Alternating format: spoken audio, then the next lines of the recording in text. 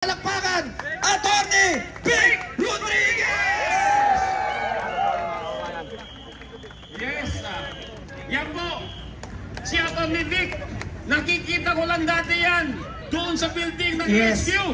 At saka Doc, alam mo ba, si Attorney Vic Rodriguez, sobrang sipag! Inagay niya lahat para sa bayan. Yes! Na aspirante ng Bayang Maisog. Okay. Na ang partido ay mamamayang Pilipino. Yes. Na maisog na nagsabi na dapat ibalik ang parusang bitay sa mga mandarambong. Payag tayo! Na dapat ibalik ang parusang bitay sa mga drugs na kriminal. Payag tayo! Na dapat labanan ang korupsyon. Payag tayo! Ngayong gabi mga kaibigan, Press from Kuwait, ating pambigyan ng parangal pagkilala at palakpakan, Attorney Vic Rodriguez! Yes, yan po. Si Attorney Vic, nakikita ko lang dati yan doon sa building ng rescue. At saka Doc, alam mo ba, si Attorney Vic Rodriguez, sobrang sipag! Inagay niya lahat para sa bayan. Kaya ito po, Attorney, pag-introduce mo, kapitbahay mo pala si Attorney. Ayun po, actually po, si Cap Vic po, si Attorney Vic po, ang noon po nung panahon niya, siya po ang pinakabatang barangay kapitan sa buong Quezon City. Ayun po, sa barangay secretary, kaya proud po ako na magkabarangay po kami ni Attorney Vic. Kaya palakpakan po natin ang susunod na senador ng Republika ng Pilipinas, Attorney Vic Rodriguez. Magandang gabi ho sa inyong lahat. Ako ho ay tumungo rito mula sa airport. Galing po ako ng Kuwait. At hinarap po natin doon yung ating mga kababayang overseas Filipino workers at migrants. At linunsad po natin formal ang hakbang ng Maisog International Kuwait Chapter. Nagkaroon po kami ng consultation. Ginanap po yung ating event doon nung nakaraang Friday. At bago ho nagsimula yung programa, ay nanonood po sila nung ginagawang mga press conference at press briefing ni Vice President Inday Sara Duterte. At ang dami po sa kanila ay umiiyak habang nagsasalita si Pangalawang Pangulo Inday Sara Duterte. Pinapabot po ng ating mga kababayan mula sa Kuwait at nung mga iba pa na naroroon din sa Middle East na sila po ay kaisa natin ngayon sa ating ginagawang pagtindig, sa ating paninindigan, pagtatanggol, pagpoprotekta at pag-aalaga kay Vice President Inday Sara Duterte. Kaisa rin po natin sila sa pagkondina ng maraming pag-aabuso ng administrasyon ni Bongbong Marcos. Kaisa rin po natin sila at milyong-milyong Pilipino sa labas ng ating bansa sa pagkondina sa maraming pagmamalabis, pag-aabuso at korupsyon na nagmumula sa House of Representatives sa pamumuno ni Martin Romualdez.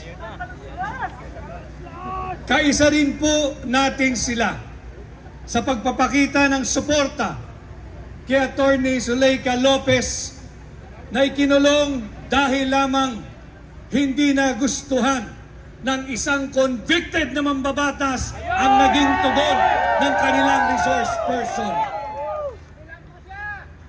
Dito lamang sa nagaganap na 19th Congress na mga pagdinig, makakakita ka kapag hindi nila gusto ang sagot ng kanilang bisita sapagkat inimbitahan nila, mauuwi sa kulungan yung taong inanyayahan, inimbita at kanilang tinaguriang resource person.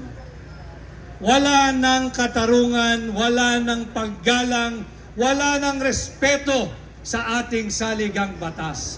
Huwag po tayong papayag. Alam mo ninyo, nakakalungkot na yung isang convicted na mambabatas ang merong lakas ng loob magpakulong sa isang resource person. Nakalimutan na ho ng Kongreso, ang daming pulis dito. Nakalimutan na ho ng Kongreso na hindi nila trabaho gumawa ng isang criminal investigation. Hindi sila law enforcement body. Hindi sila tulad ng PNP. Hindi sila katulad ng Station Investigation Division. At lalong hindi sila katulad ng National Bureau of Investigation. Ang trabaho ng mambabatas ay gumawa ng batas, hindi maghanap ng butas sa tugon ng kanilang mga inimbitahan. Nakalimutan na rin ng mga mambabatas na bukod sa sila ay hindi mga alagad ng batas, hindi rin po sila mga piskal. Hindi po sila prosecutor's office. Hindi po sila bahagi ng National Prosecution Service ng Department of Justice na merong karapatan at kakayahan at expertise magsagawa ng imbestiga upang malaman kung sino ang dapat kasuhan at kung ano ang kasong kriminal na dapat isampa sa korte.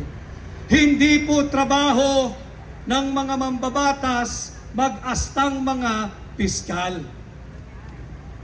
At higit sa lahat, nakalimutan po ng mga mambabatas, lalo na yung convicted na mambabatas. Ayun na.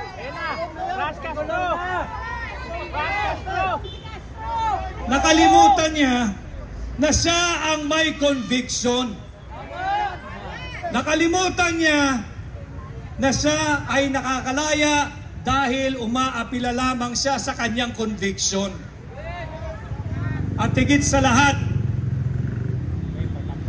nakalimutan niya at ng mga kasamahan niyang pilit tinatatawag na honorable na hindi sila trial body o trial agency.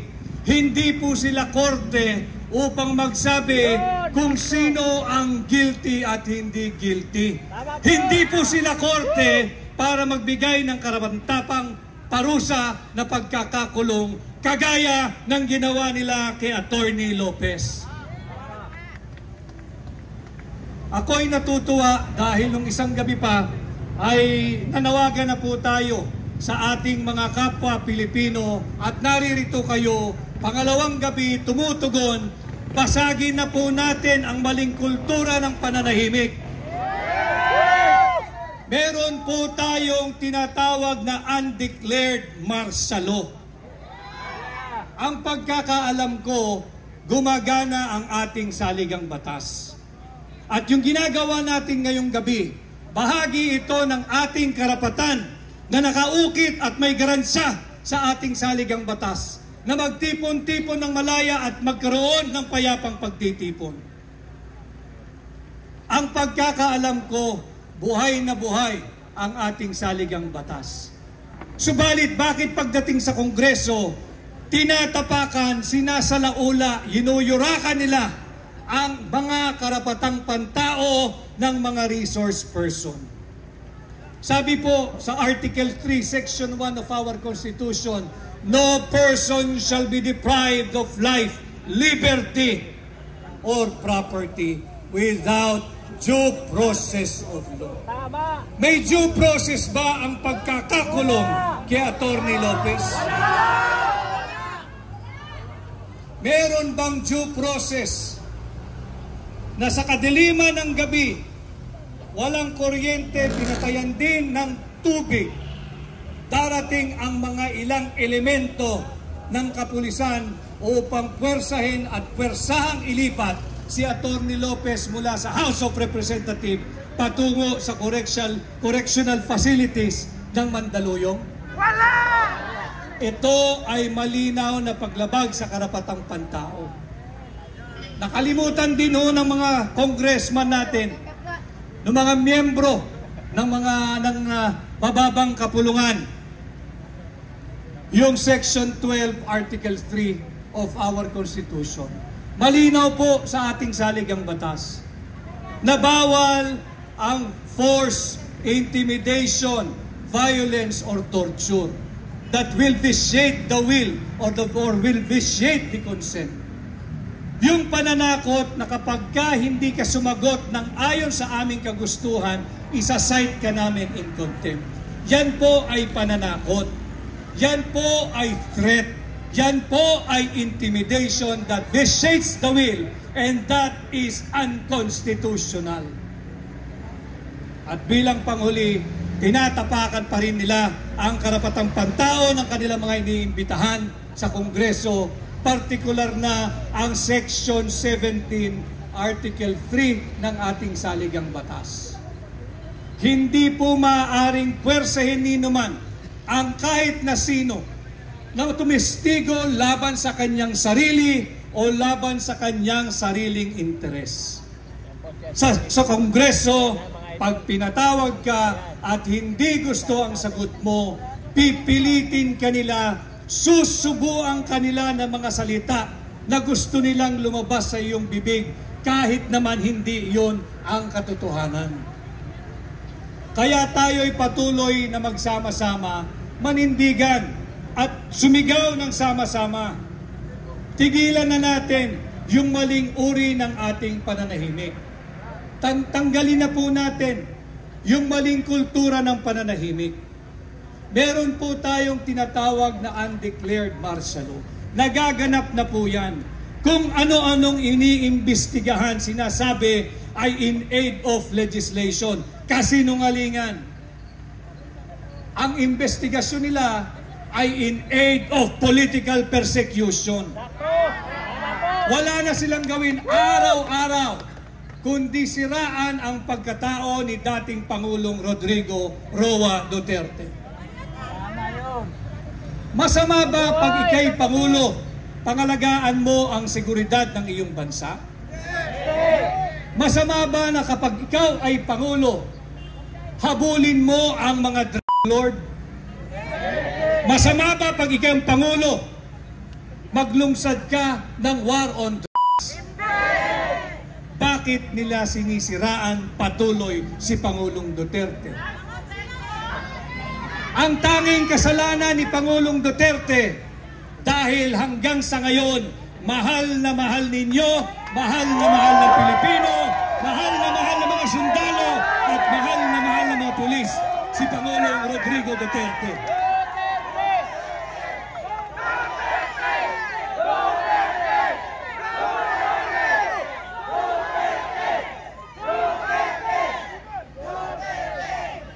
At dahil hindi sila magtagumpay, ang kanila namang pinupuntirya ngayon ay si Vice President Inday Sara Duterte. I am not here to speak on behalf or to defend Vice President Inday Sara Duterte. Nakita nating lahat ang kanyang tapang, isang tunay na maisog. Babaeng tao pero marunong lumaban. Hindi kinahihinaan ng loob at patuloy pang tumatapang. Subalit ito'y dapat malaman ninyo. Ang puntirya nilang susunod ay si Vice President Inday Sara Duterte. Gagawin nila lahat para i-impeach si Vice President Inday Sara Duterte. Ang layunin ay palitan siya ni Martin Romualdez. Ang layunin ay panatiliin ang kanilang angkan, ang kanilang pamilya, ang kanilang sarili sa kapangyarihan, sa poder, at patuloy nagahasain ang kaban ng ating bansa. Papayag ba kayo dyan? Ito ang kanilang mga tunay na layunin. Kaya kami, ako, ay magkakasama, lumalapit sa inyo. Ating pong protektahan at ipagtanggol si Vice President Inday Sara Duterte.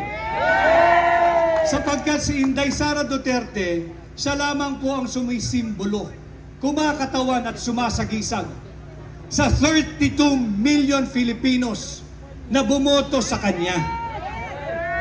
Nagkataon lamang na ang binoto ng 32 million Filipinos ay si Inday Sara Duterte. Bakit galit na galit ang administrasyon ni Bongbong Marcos? Dahil kagaya ng kanyang ama, mahal nating mga Pilipino si Vice President Inday Sara Duterte.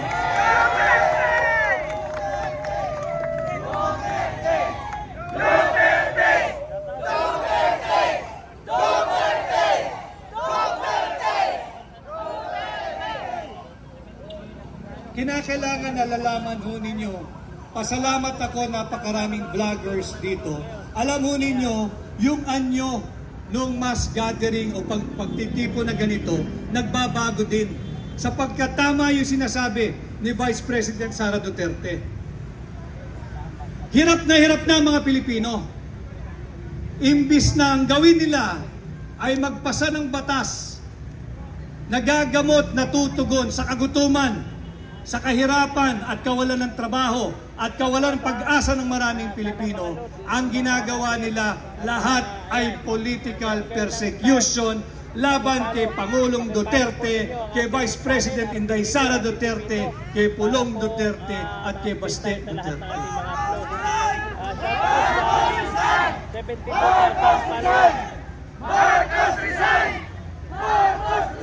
Bakit ba sila inggit na inggit at mahal na mahal ng Pilipino ang pamilya Duterte? Simple lang naman ang dapat nilang maging katugunan. Magtrabaho din kayo ng katumbas o higit pa sa trabaho at pagmamahal ni Pangulong Duterte na ipinakita at ipinamalas sa bansang Pilipinas at sa mga Pilipino.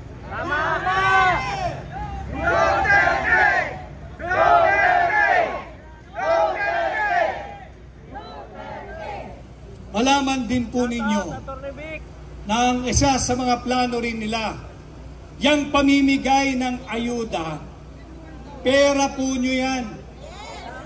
Pag kayo'y binigyan ng ayuda, kunin ninyo. Ako na ang nakikiusap, nagmamakaawa, kunin ninyo. Pera nyo yan. Hindi yan pera ni Bongbong Marcos. Hindi nyo pera yan! Hindi yan pera ni Martin Romualdez. Dalawang bagay ang pinagkukuhaan ng ayuda, o AYIX o AKAP. Hindi po yan pera ng mga politiko. Yan po ay galing sa mga buwis na ibinayad. At dahil hindi sapat yung mga buwis na ibinayad, nangungutang po ang pambansang pamahalaan na ang magbabayad po ay manggagaling sa buwis na ibabayad ng mamamayang Pilipino. Pera nyo po yan. Tanggapin po nyo yan. Pero pag sa pagtanggap ninyo, huwag nyo pong isuko ang inyong pagkatao, ang inyong dignidad, ang inyong self-respect, at ang inyong boto. Kunin ninyo ang perang yan, sundin ninyo ang nasasaloob ninyo, sundin ninyo ang nasa puso ninyo. Importanteng nalalaman ho ninyo ito dahil mahirap naman na tayo nagsasalita lamang upang paigtingin ang inyong galit. Hindi po. Ito po yung mga bagay na dapat nalalaman ninyo. Karapatan po ninyong malaman ito dahil hindi na tayo lumalabas sa tinatawag nating traditional media. Kaya palakpakan natin ang lahat ng social media vloggers na naririto ngayong gabi. Sila po ang tinatawag nating new media. Sila po ang nagdadala ng totoo at tunay at makabuluhang balita sa mga tahanan, sasakyan, lugar ng trabaho, opisina, at maging sa ibang panig ng mundo. Si Atty. Vic Rodriguez po yan. Gising na ho yung ating mga kababayan sa ibang panig ng mundo, sa US, sa Kuwait, dyan sa Middle East. Sila po ay nakamatsyag sa inyo, nanunood, kabahagi ng ating ginagawa ngayon. Makikita po nyo yan sa inyong mga views Hindi naman ho pare-pareho ang channel ninyo, pero makikita. Nais ko lang pong banggitin ang pangunahin sa aking nais gawin. Yan yung war on corruption. Subalit, yung war on corruption, hindi po yan motherhood statement.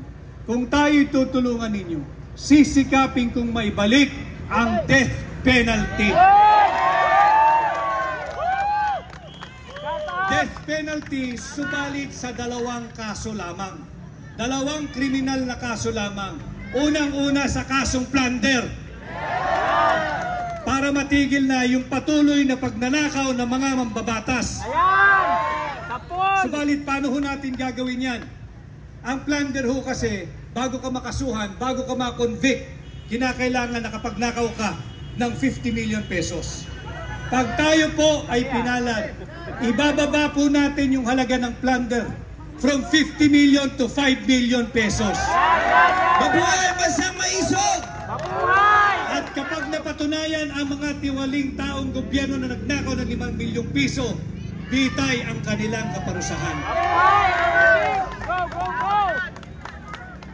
At kasabay ng war on corruption laban sa mga magnanakaw sa gobyerno, ibabalik din po natin ang kaparusahang bitay sa lahat ng mga taong gobyerno, politiko, pulis, sundalo, NBI, kawani ng pamahalaan, national o lokal, nakasabwat, protektor, patong facilitator ng ipinagbabawal na gamot. Marami ho ang nagsasabi sa akin, Attorney Vic, mahihirapan ka dyan. Kako, bakit? Sino ang kukontra sa panukalang ibalik ang death penalty sa kasong plunder? At sino ang kukontra sa panukala na pababain ang halaga ng plunder mula 50 million to 5 million? Yung mga magnanakaw lang.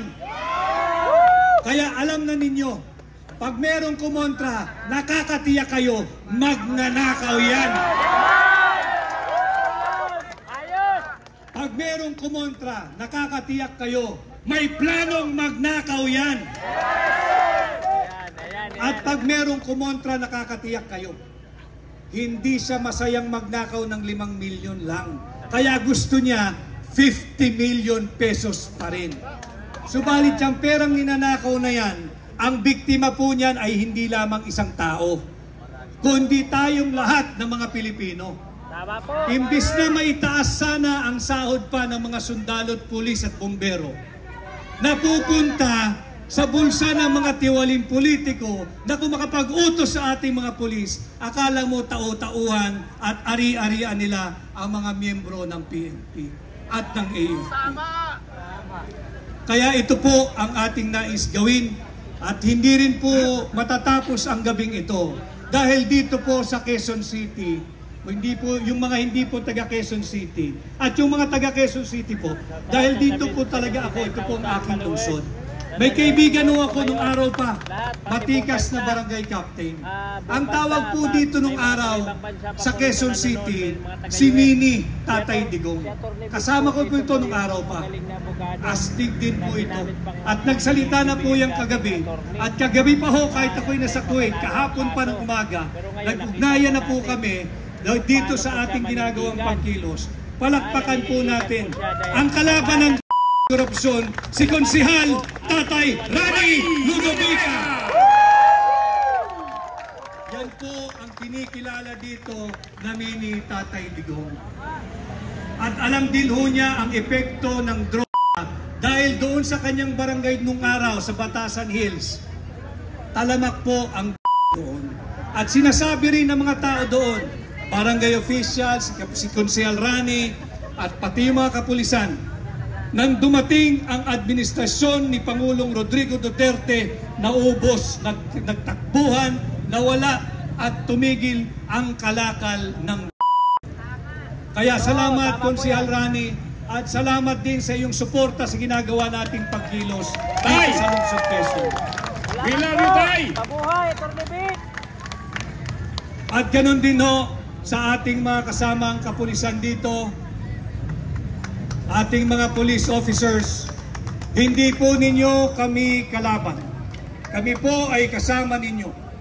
Ang aming lamang pakiusap, ang pakiusap ko, kilalanin din po ninyo ang karapatan namin na malayang magtipon-tipon at payapang magpahayag ng aming saloobin laban sa pagmamalabis ng administrasyon ni Bongbong Marcos na minsan kong tinulungan. Tama. Ayan. Pagbaba ko kanina sa sasakyan, tinanong bakit ko na hindi tinutulungan si Bongbong Marcos. Simple lang ang sinagot ko. Hindi na siya tumatalima doon sa napag-usapan naming direksyon na maglilingkod kami ng tapat sa mga Pilipino. At hindi rin ako nagkulang ng salita sa kanya. Sinabi ko na noon, yung mga nakapaligid sa atin na ang tanging layunin ay magnakaw sa gobyerno, kaya ko yan. Pero hindi ko kakayanin ang paghuhusga at pagmumura ng mamamayang Pilipino pag hindi natin ginawa ang ating trabaho ng tama. Kaya ako'y naririto kasama ninyo at patuloy tayong magsasama-sama. Muli ho, patuloy nating protektahan, ipagtanggol at bantayan si Vice President Inday Sara Duterte. Maniwala ho kayo mga kababayan, pati yung mga nasa bahay, nasa smartphone, nanganganib po ang buhay niyan. Target po yan. Bantayan po natin si Vice President Inday Sara Duterte at wag po nating hahayaang mananaig ang puwersa ng mga kadiliman sa ating bansa. Patuloy po tayong maging maisog. Magandang gabi at mabuhay ang Pilipinas at mabuhay ang Pilipino at mabuhay ang mga maisog. Mga kababayan, pagpupugay sa representasyon ng bansang maisog, Attorney Vic Rodriguez! Thank you, Attorney Vic! Thank you so much. Thank you, Attorney. Thank you po. Salamat po, Attorney. Minsan nagmalasakit, pero puro pasakit ang iniwan. Subalit dahil nandito si Atty. Vic, itutuloy niya ang kanyang sinimulan. Ang kailangan lang natin, ang suporta para kay Atty. Vic Rodriguez. Muling pagpupugay, palakpakan, mga bansang maisog! Ayan, pwede kayo magpapicture. Yung sa mga nauuhaw, umabot na ng 1,200 bottles ang naibunid sa atin. Siya nga pala, may napadaan lang. Nakita tayo nandito. Ang ginawa ni Ma'am Hazel Narona ay nagbigay po. Kapitana to? Attorney Vic po yung kapitan namin dati. Si Ma'am Hazel Narona, supporter po siya ng Duterte family. Nag-donate po siya ng mineral water at cupcake. Salamat po. Palakpakan po natin. Okay. Alam nyo mga kababayan, ngayong gabi ay almost umaabot na po tayo ng 1,000 packs. Mayroon po tayong sapat na tubig. May sapat tayong pagkain. Alright. Ang kulang na lang natin, Cubigel!